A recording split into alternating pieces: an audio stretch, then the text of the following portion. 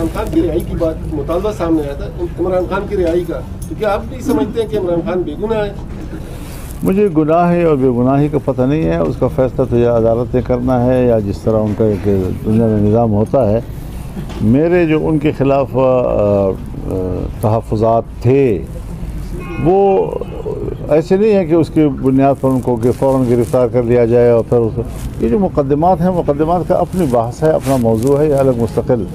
मैं किसी सियासतदान को जेल में क़ैद करके उनका मुकाबला नहीं करना चाहता, और अगर कोई इख्तलाफ है भी तो हम मैदान में करें, आपस में गुफ्तगू के ज़रिए करें, बाहर करें, लेकिन सियासत में शिद्दत नहीं होनी चाहिए। इसमें मैं एतराफ़ करता हूँ कि PTI और JUI का इख्तलाफ में हम कुछ ज़्यादा शिद्दत की तरफ चले गए थे, ज़्यादा तल्ख़ियों की तरफ चले गए थे, और हम अब उस ताल्लुक़ को वापस एक एतदाल